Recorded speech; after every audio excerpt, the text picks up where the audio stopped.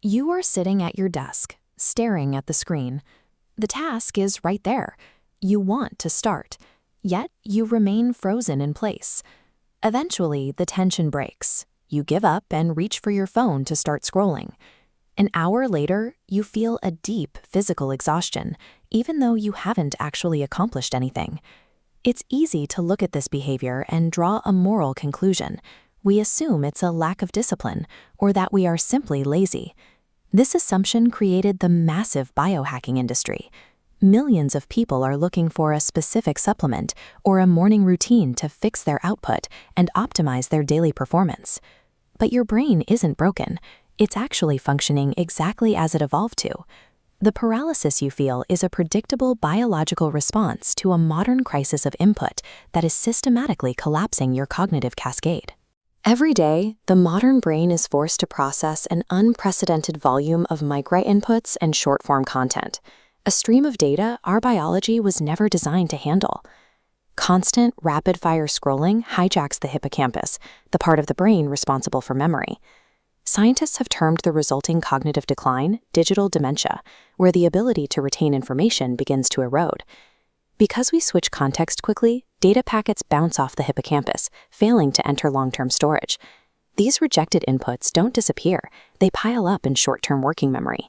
By morning, this area is fragmented and overflowing, hitting critical capacity before you've opened your laptop.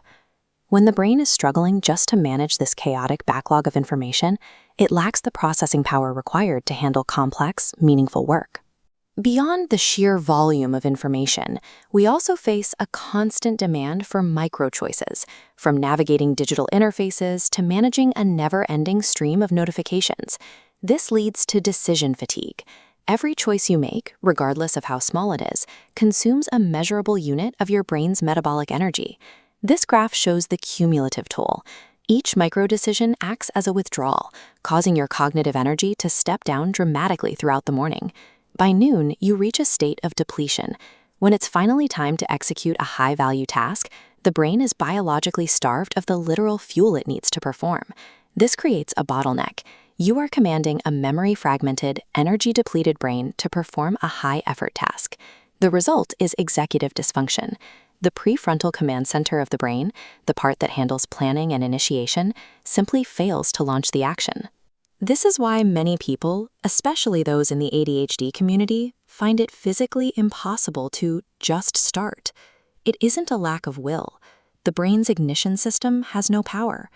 To cope with this stall, the brain seeks a low-effort rescue. It demands an immediate hit of cheap dopamine to stimulate.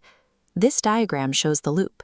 Task paralysis leads to dopamine seeking, usually through a phone, which immediately restarts the cycle of input overload.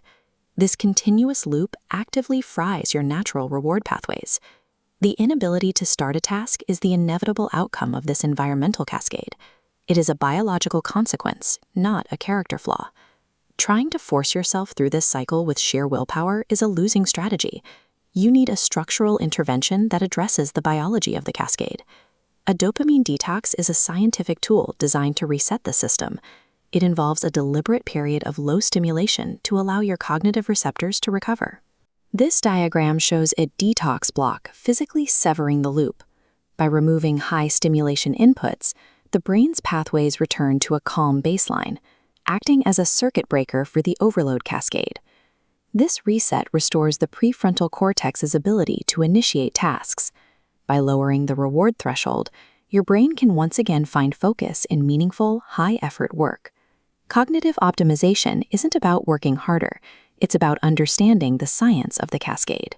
When you stop blaming your character and start architecting your environment, you gain the power to protect your focus.